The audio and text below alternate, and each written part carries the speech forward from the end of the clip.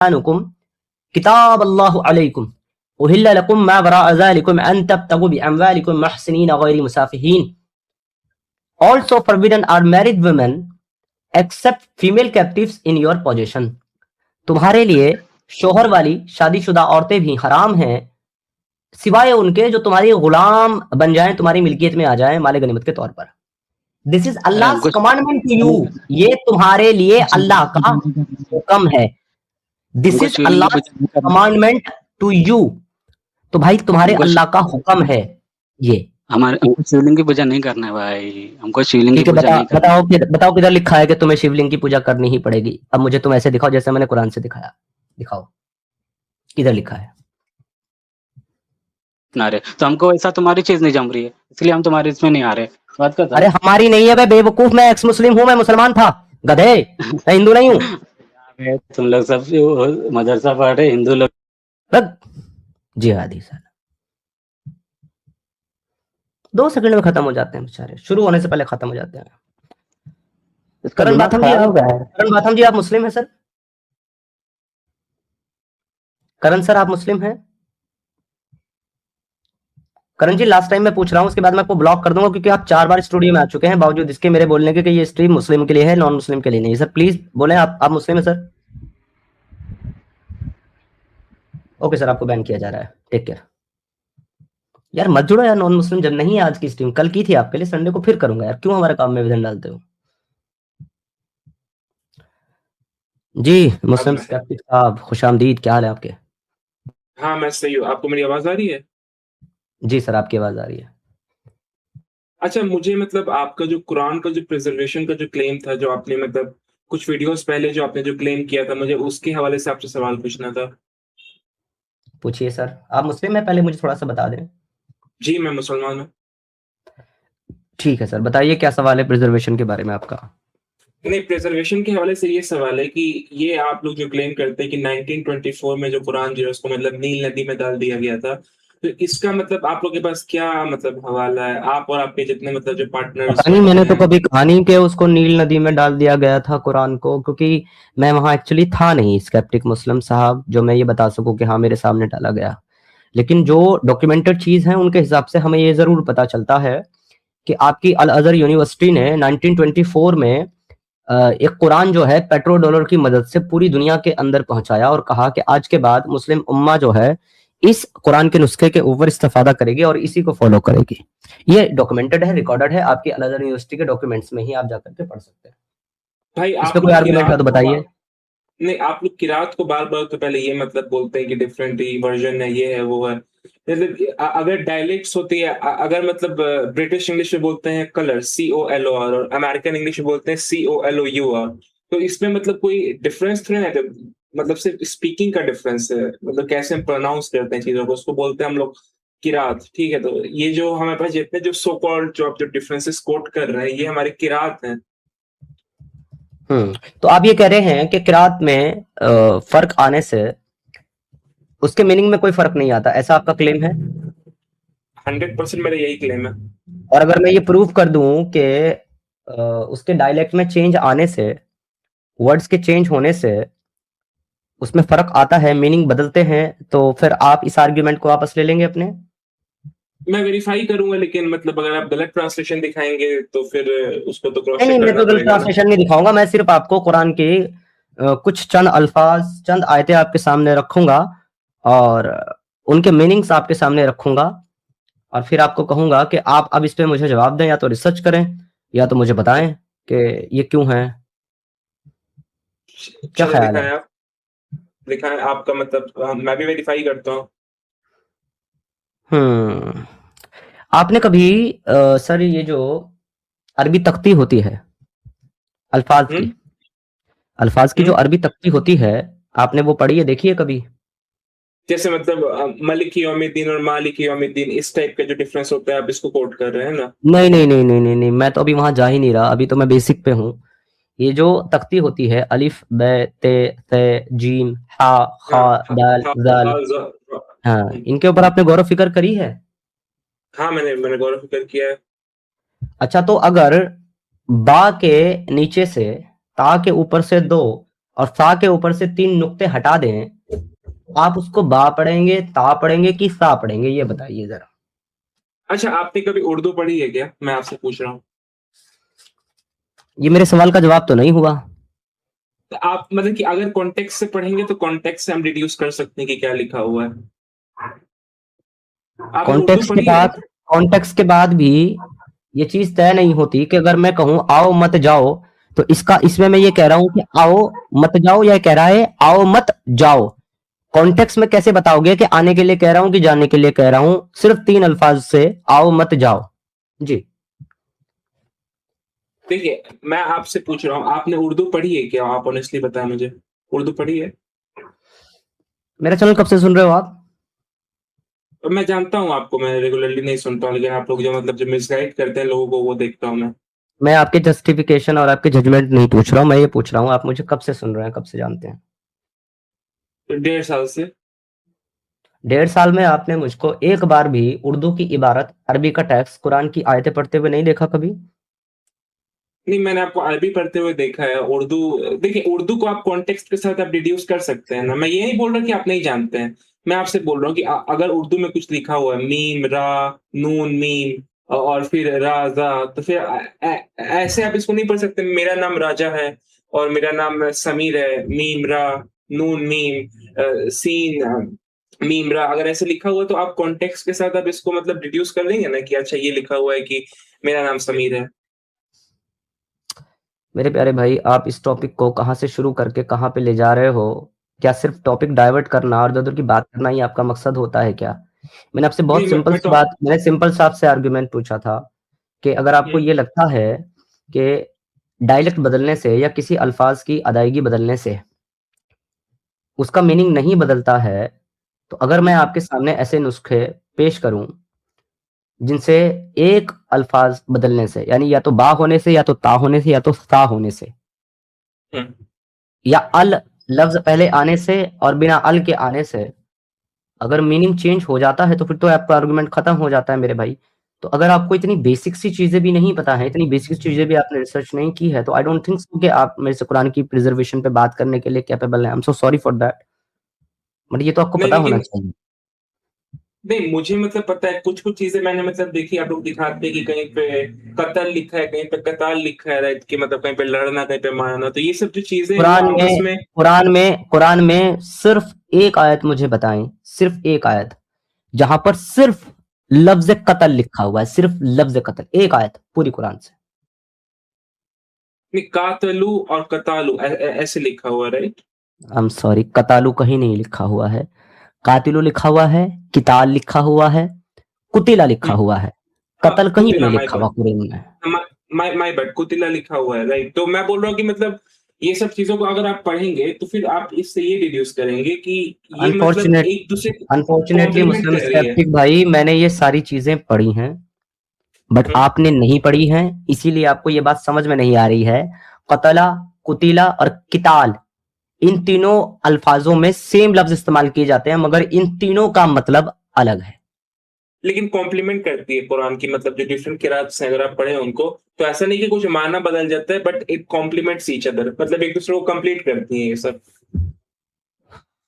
Sir लेकिन आपका जो आर्ग्यूमेंट था वो तो डिबंक हो गया ना। क्या मेरा आर्गुमेंट डिबंक हो गया? माना नहीं बदलता है, कॉम्प्लीमेंट करती हैं। भाई माने ही बदल जाते हैं। What is the meaning of कुतिला?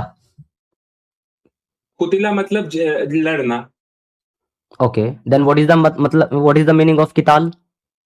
कत्ल कर देना, खून कर देना। मैं आपसे दोबारा पूछता हूं, what is the meaning of किताल? एक सेकेंड मैं बताऊं। क्योंकि जो आपने बताया वो इसका मीनिंग नहीं है। And I'm so I'm so disappointed कि मैं एक ऐसे आदमी के साथ कुरान की प्रिजर्वेशन पे बात करने बैठा हूं जिसको पता ही नहीं है कि what is the meaning of कुतिला एंड किताब।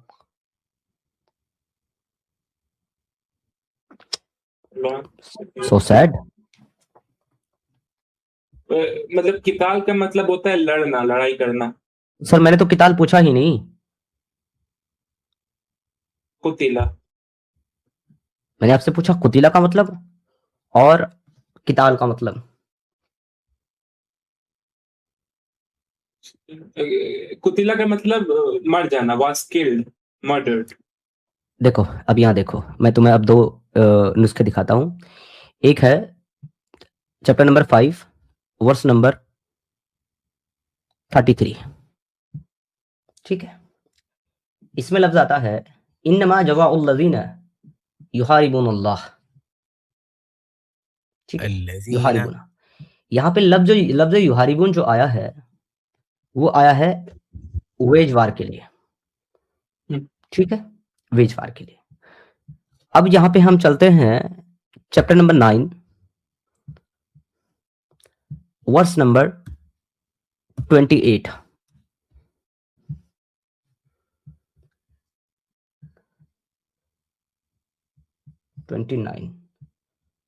ये देखिए, यहाँ पे लफ्ज आया है कातिलू। कातिलू। What is the meaning of कातिलू?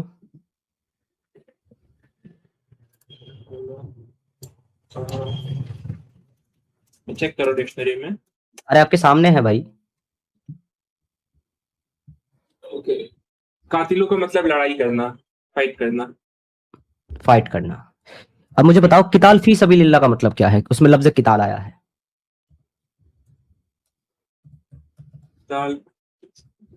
कौन सी वर्स बता रहे हैं आप?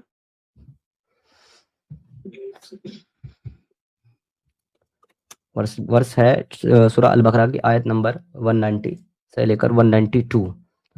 यहाँ पर लफ्ज किताल आया है। अब मुझे आप ये बताइए कि what is the meaning of किताल, ताकि मैं ये देख तो लूं भाई कि भाई कुरान की प्रेजेंटेशन पे जो आप आर्ग्यूमेंट दे रहे हैं उसके उसका लिए मतलब उसको होता है समझने और समझाने के लिए आप कैपेबल भी हैं कि नहीं? अल्लाह की राह में जंग करना।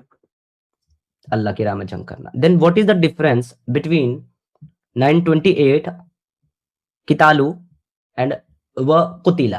What is the difference between both?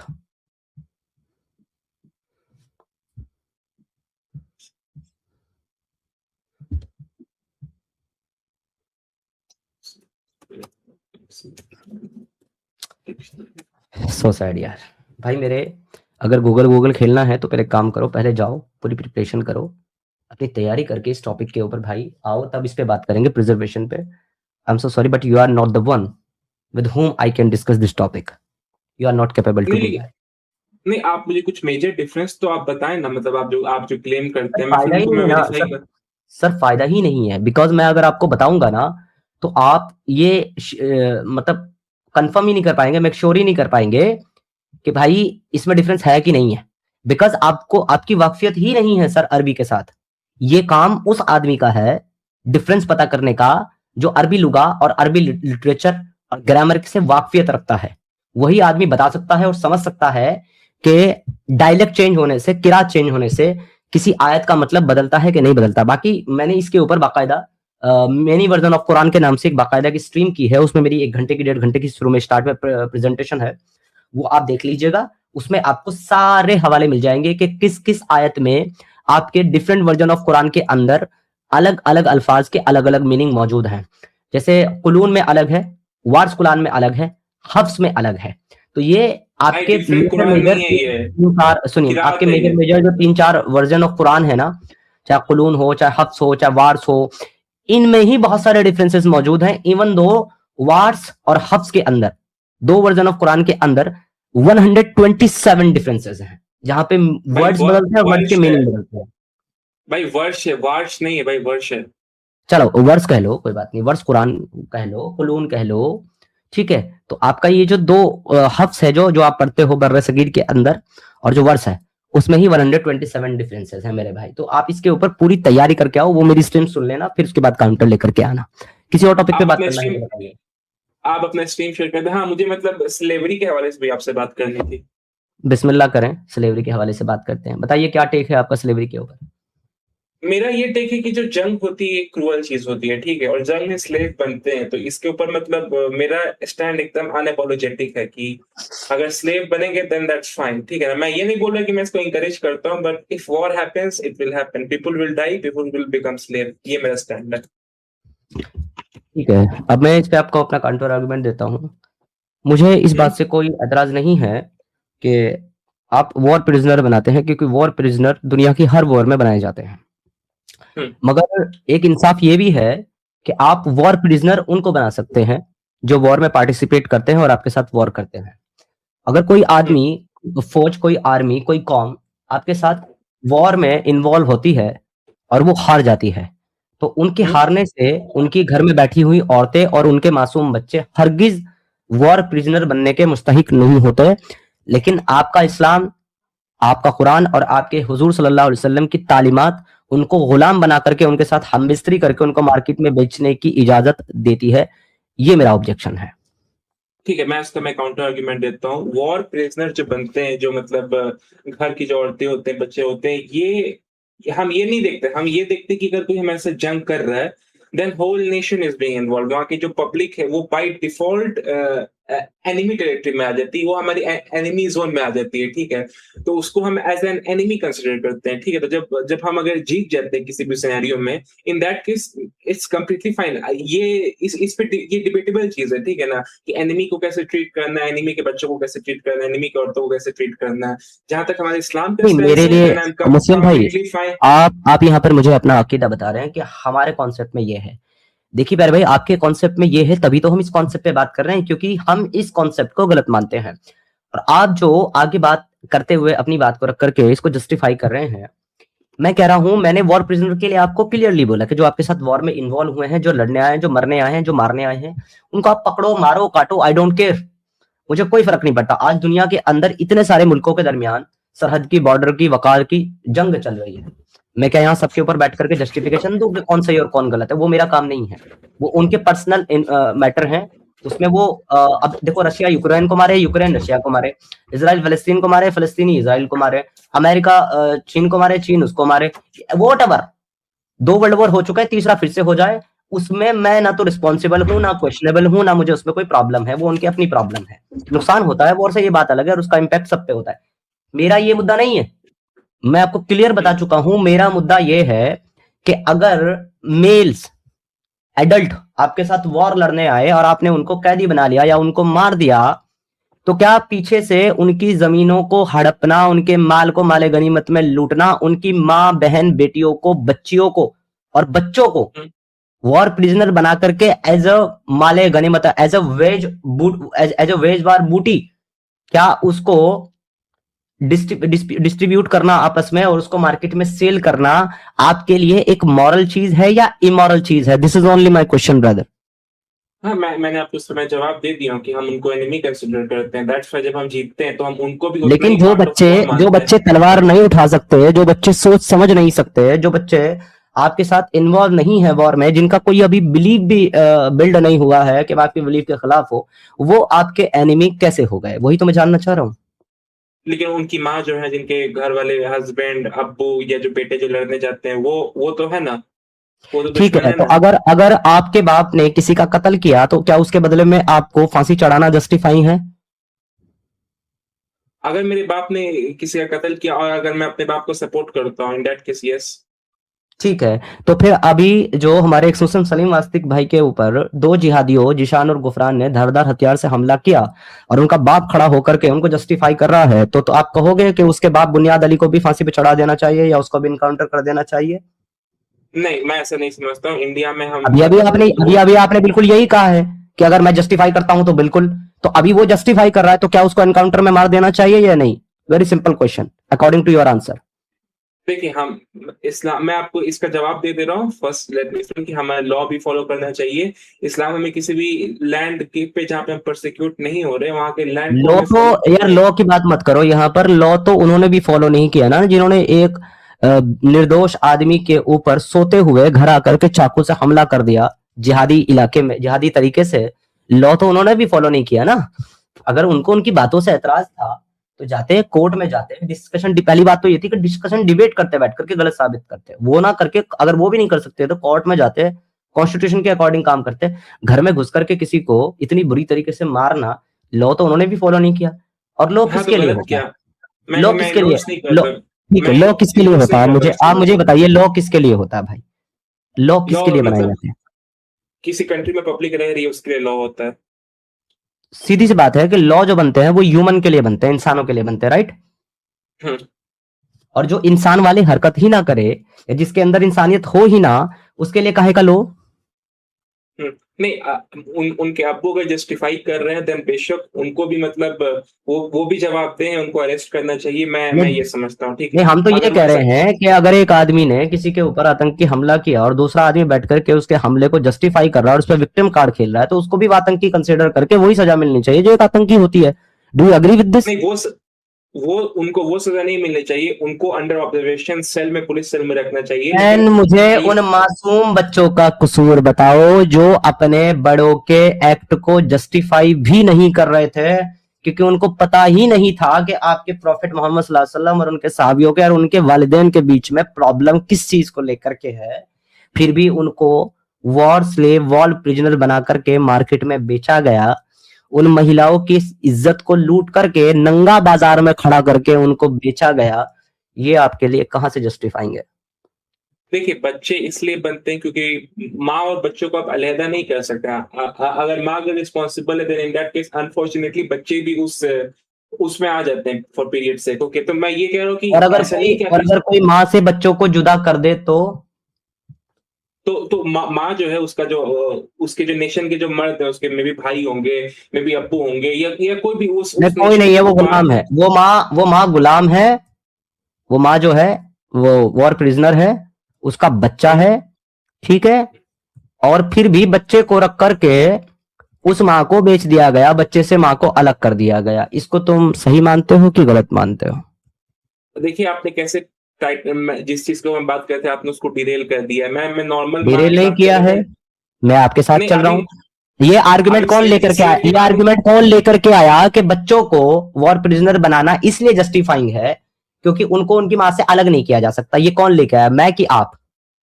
हाँ, लेकिन मैं स्लेव की बात ही नहीं कर रहा हूँ। मैं नॉर्मल जो सिटीजन है, फ्री सर मेरे सिटीजन है, साथ टॉपिक उनकी पे बात बात कर रहा हूँ। करिए, भागिए मत। अब यहां पर अपनी स्क्रीन के ऊपर देखिए, यहां पर एक हदीस है, इसमें लिखा हुआ है Jabir bin Abdullah was narrated to से, जाबिर बिन अब्दुल्ला ने कहा, we use to sell our slave woman, हम अपनी गुलाम औरतों को बेचा करते थे, and the mothers of our children, उम्महातुल औलादीन, और उन औरतों को भी जो हमारे बच्चों की माएं बन जाती थी।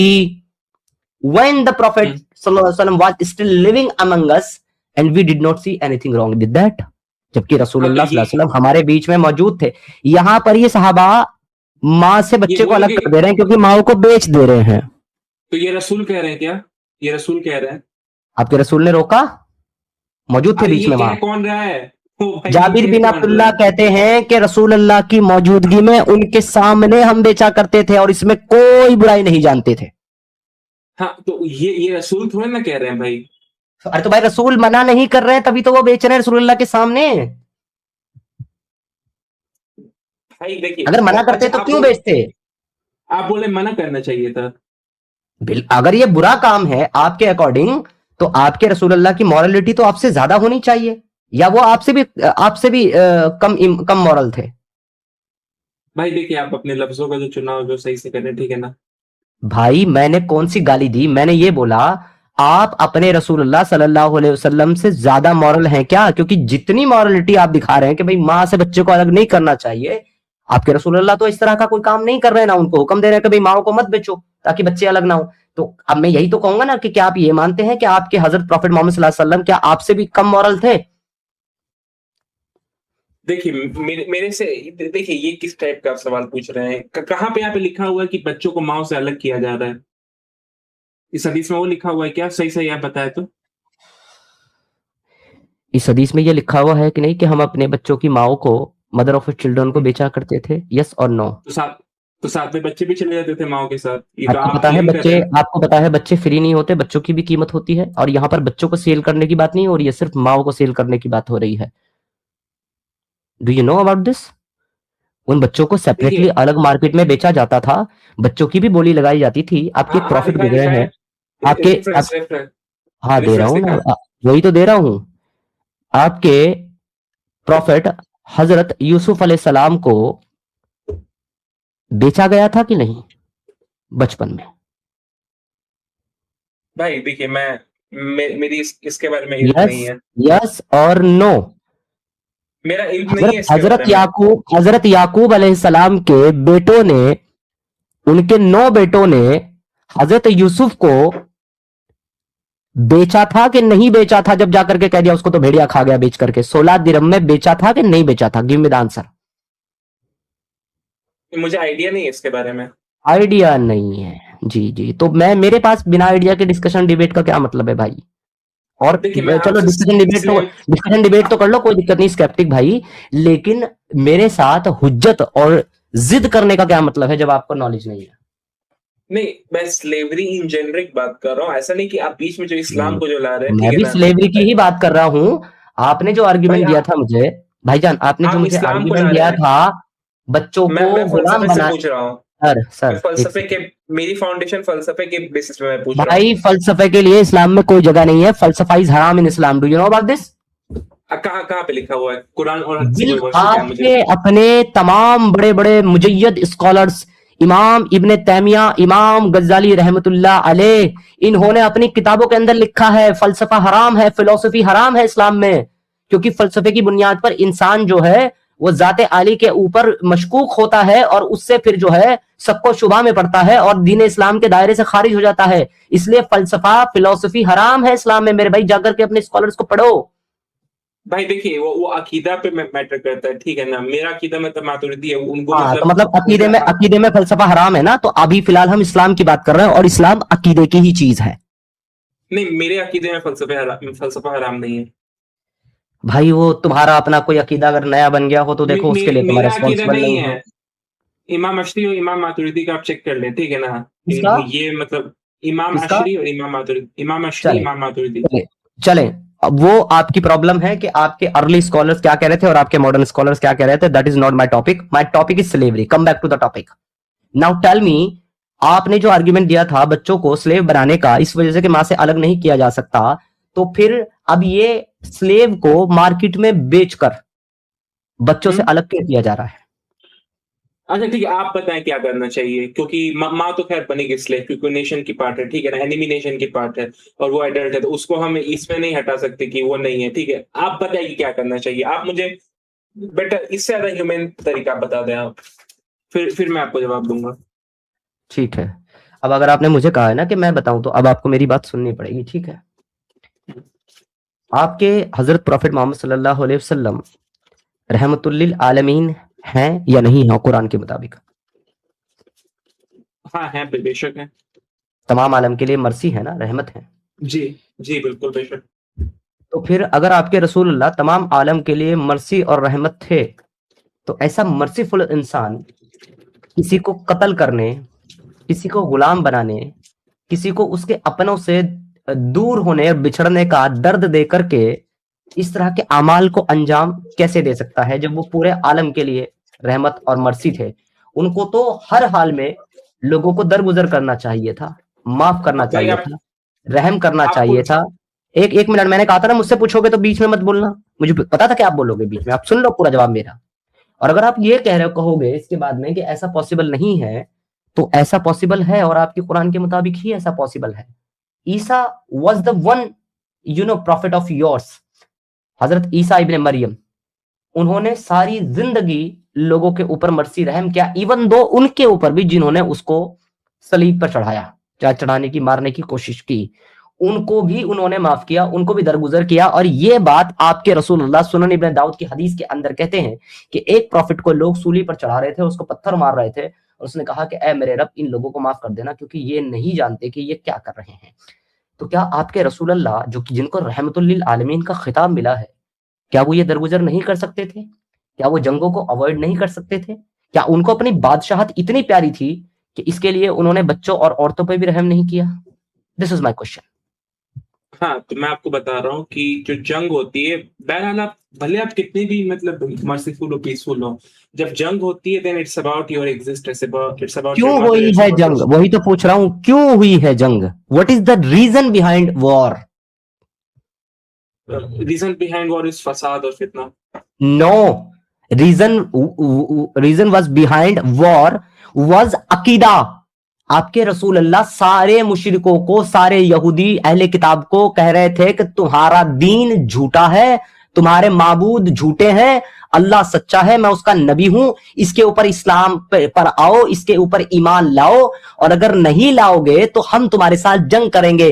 कातिलुल लज़ीना ला युमिनूना बिल्लाहि वला बिल यौमिल आखिरी वला युहर्रिमूना मा हर्रमल्लाहु व रसूलुहु वला यदीनूना दीनल हक्की मिनल लज़ीना ऊतुल किताब हत्ता यूतुल जिज़यति अन यदि वहुम सागिरून। ए नबी, लो इन लोगों से जो कयामत के दिन पर और आखिरी दिन पर ईमान नहीं लाते और अल्लाह के ऊपर ईमान नहीं लाते, और उस चीज को हराम नहीं समझते जिसको अल्लाह और उसके रसूल ने हराम किया है, और उस दीन को कबूल नहीं करते जो दीन हक यानी इस्लाम है, यहां तक कि ये अपने हाथों से जिजिया दें और छोटे और मातहत बनकर तुम्हारे सामने झुककर रहें।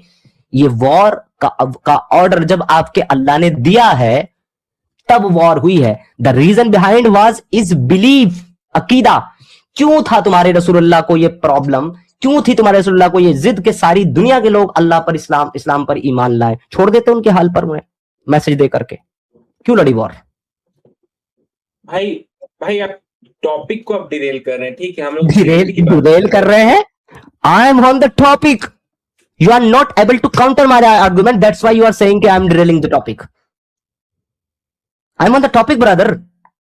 भाई आपको डिटेरेंस और कोलैटरल डैमेज का कॉन्सेप्ट पता है क्या?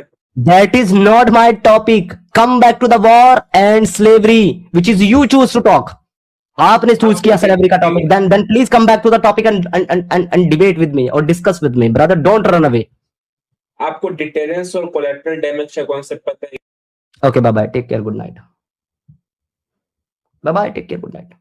See you.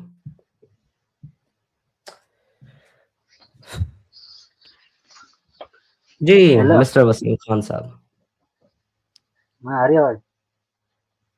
आवाज आ रही है आपकी, बोलिए। तो लांडी का तुम बोल रहे, जंग होती है तो जंग में जैसा हार जाते हैं लोग, काफी लोग, तो उनके जितने भी, मेरा सवाल वो है, मेरा सवाल वो नहीं है, मेरा सवाल वो नहीं है सर, मेरा सवाल उससे पीछे का है। मेरा सवाल ये है कि जंग क्यों होती है? रसूल